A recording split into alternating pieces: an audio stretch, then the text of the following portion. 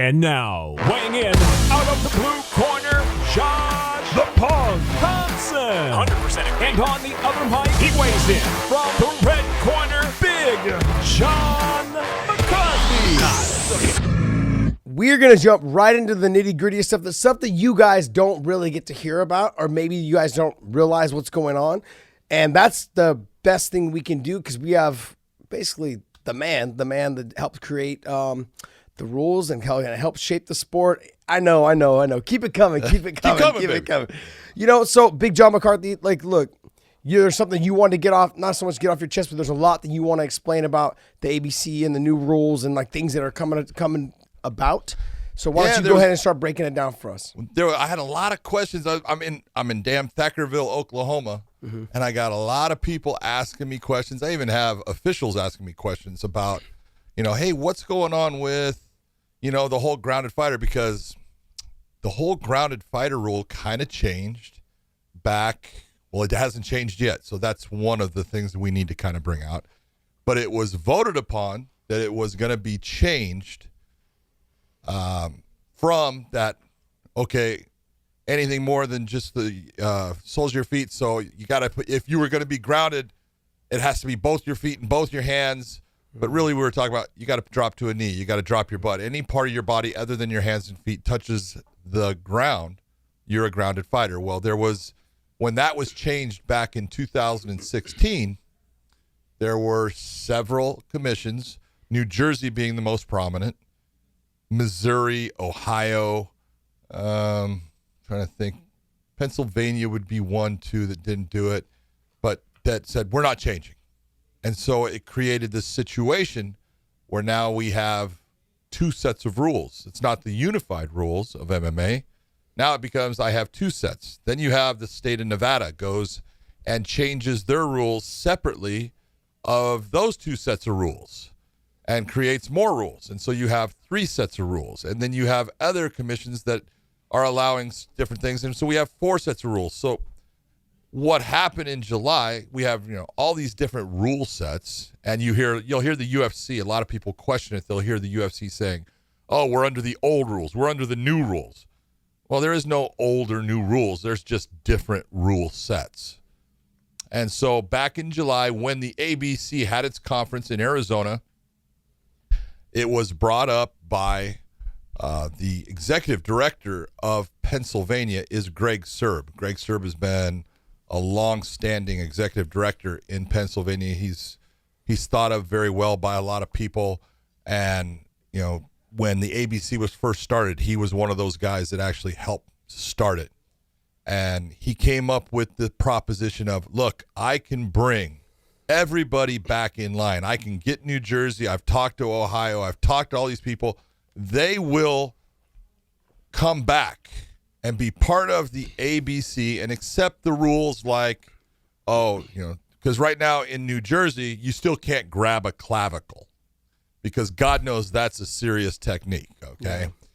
Yeah. Or the heel kicks, there used to be no heel kicks to the kidney. You could do it to the back of the legs. You could do it to the buttocks area. You could do it into the rib area if you were flexible, but you couldn't target that supposed kidney area. So those rules are still in effect in places like Ohio and New Jersey and Missouri. So he came up with this whole thing. Look, they'll all accept that. They'll put that as, okay, those are no longer fouls. As long as you change the grounded fighter rule. That's the one thing that they won't accept. I won't accept that we need to change this grounded fighter rule back to one hand because it's dangerous with the two hands. The one thing I'm going to say straight out is that rule has worked really well. And it's proven itself to be, it took away this whole thing of just the fighter putting one finger down, two fingers. And as referees and officials, we started changing the whole aspect of, hey, we're now telling you, Josh, you put one hand down, you have to bear weight on your hand. Now, the problem is that becomes subjective because I, as one referee, will say, yes, he's bearing weight, while another referee will go, no, that's not bearing weight. So it was a subjective thing that we actually added that really wasn't even a rule. And so the one thing that we said is, all right, that's not good either. So if we change it back to one hand, it's got to be that one hand has got to be either palm flat or fist on the ground. That will make you grounded if everyone is going to change back. And I'm telling you, I was the guy standing up in front of these people saying, fighting for the one because it was working, and said, Greg, if you can bring everybody back, if that's the thing that will change everything, I'll go along with you. I'll tell you, you have my, I'll be the one not voting for it because I don't have a vote, but I'll give it, yeah, I think we need to do this. And I stood up in front of everyone. I said, it's wrong that the ABC as a whole is not looking at promotions like the UFC, Bellator, promotions that really travel all over, because you have some regional shows and grassroots shows, they're in one state. That's all they participate in. But it's wrong when the UFC has to go to a state and then announce over their broadcast, we are under this set of rules. It's ridiculous. And it is absolutely wrong for the fighters that they have to be in a position where someone can come into the room and tell them, you have to do it this way. I even had fighters calling me and telling me, hey, I didn't even have a referee come in and tell me what rule set. I didn't even know what rule set I was under. I didn't know what I could really do when I walked out into the cage. And you look and you go, this is just ridiculous. So I said, if you can bring everyone back, he said, I can bring everyone back. And now he's doing this, and I'm doing this in front of the entire ABC, body of all these different commissions from not only the U.S., but Canada, Brazil, all these places. And he says, I already have them. They're going to come back. And so they vote, and they're going to change it back to one hand down.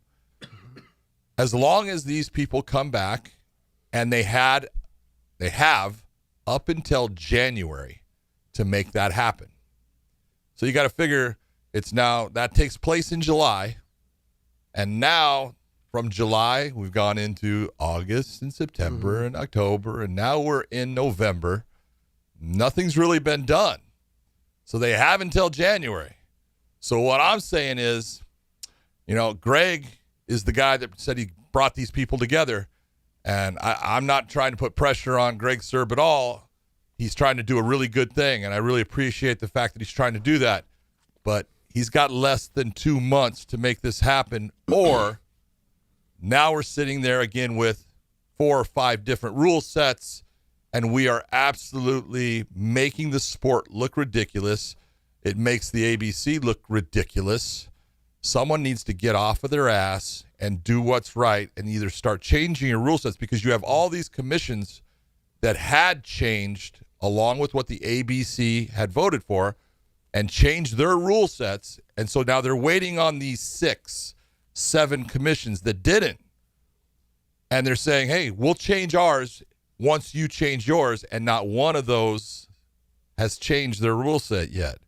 And you just look at this and you go, how ridiculous is this, that these people are paid employees of the government and cannot do their job? First off, they shouldn't be changing anything on their own anyways.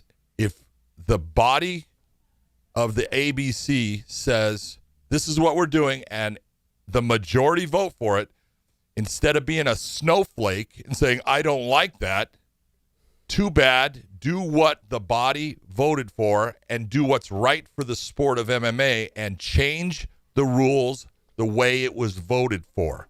The fact that you have an ego that tells you, I'm not going to change, and your ego is more important than the sport, and your ego is more important than what the fighters have to put up with. It's more important than what the officials then have to put up with, because the officials have to figure out what they have to call in each location, because you get a lot of guys like me that was traveling. You get the Herb Deans, the Mark Goddards, the Jason Herzogs, the Mike Beltrans. Now they have to figure out where they're at and how they have to call something, because this came up last night in Thackerville because the Chickasaw Nation is under what was the newer set of rules with those both hands down, and they're not changing their regulations until those other regulators get their shit together.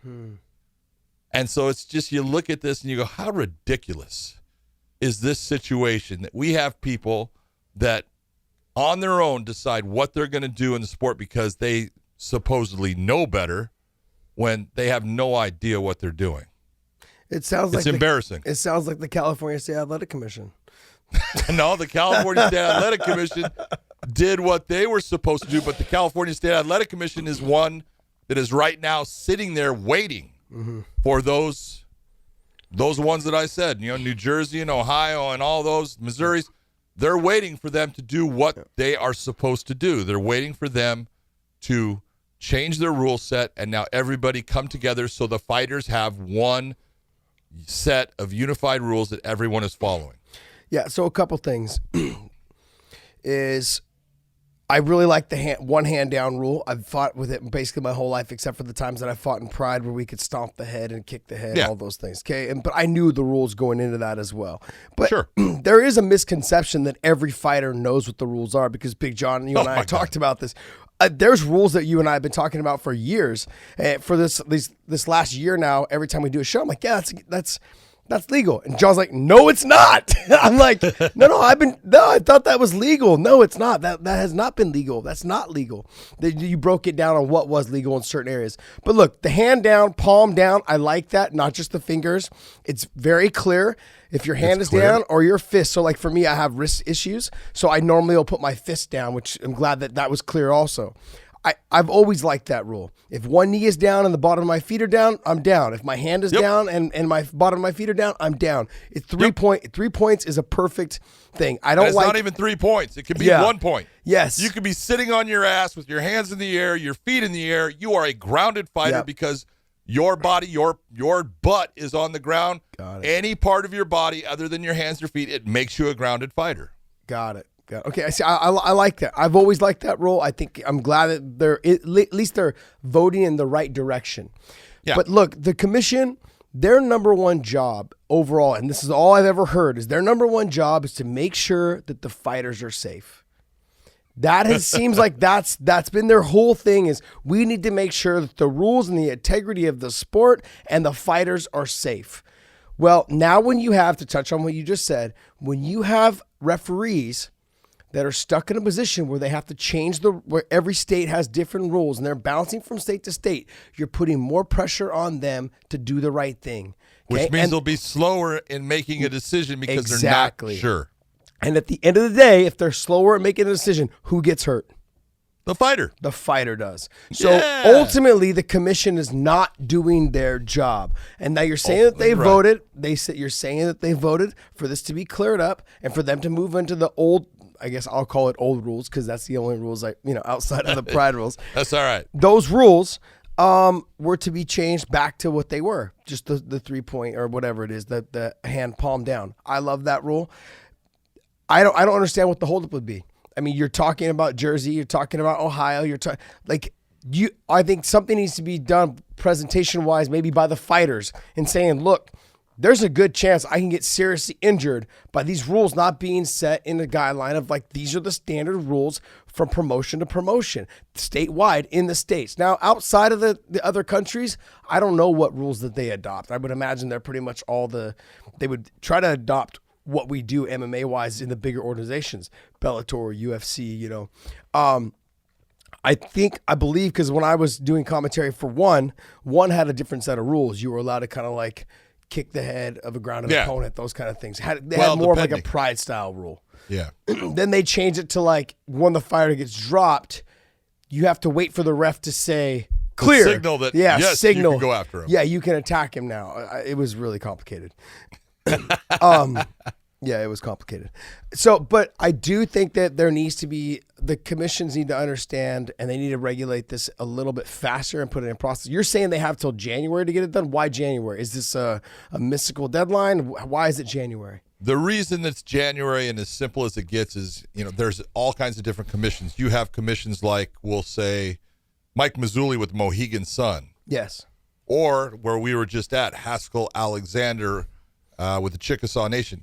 They are a tribal commission where they can actually just go in and they can change their regulation without going through any type of legal regulation and it has to go through the basic state attorney to make sure that everything is right. Then you have states that it takes a long time. The process does take time to go through. They have to actually present it to the commission. Then after the commission votes on it, then it goes to the state legislature, who will then say, yes, this is what we're going to say you can do.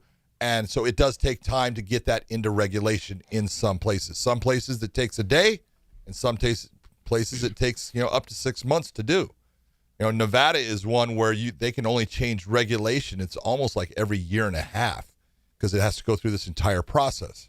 So that's why they gave them so much time.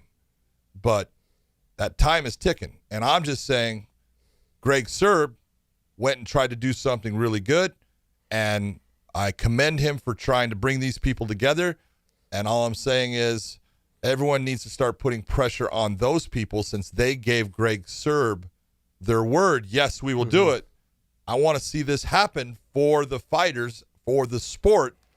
They need to get their act together and get this done, so this doesn't go past that January date, to where now all these other commissions that said, all right, we will change ours, as soon as they change theirs, they're not going to change. And then we're back in this quagmire of all these different rule sets. Let's get together and do what is right for the sport and the fighters. That's the important thing. And the whole thing comes down to this. Josh, how much MMA do you watch? All right? Yeah. How much? I watch just a lot. little bit? Yeah, I watch a lot. So I want you to tell me the time that you saw heel kicks to the kidney injure a fighter. No, never. How many times have you seen someone with a clavicle grab that ended a fight? Yeah. Okay? And so those rules have been proved that foul was ridiculous. Let's get rid of it. So what are you trying to hold on to? What? Yeah. What is it? Yeah, I feel the same way about the 12-6 elbow, but it is what it is. Yep, I feel the same way too. But your boy DC, DC go, I don't think they should get rid of that. It's like, Jesus Christ, come on, Daniel. D's got a pretty nice bald That's head, because so maybe he doesn't want that. He's still trying to grow that hair. It ain't working. Get rid of it. He's got to get on the LeBron comeback chain, because whatever LeBron did to get his hair to come back, DC got to do that too. Look, did we expect something? Did you expect this to go along faster, given that these are state-run commissions? And anytime you run stuff through the state, it takes forever. So I know that the mystical deadline is January, but if you start trying to put government officials in charge of anything, it's going to take 3 times as long. Which means that when you said, I will do it, and then it was voted on, that would to me mean, all right, that week I start making it happen. Yeah, that doesn't happen in the government. You should know that by now. Are you kidding me? When you haven't done anything, now you're telling me that you're not changing. No, I think this is what has to be done. Have you thought about, maybe since you guys had maybe made up the deadline of January, that's when they decided that they would start processing everything is in January?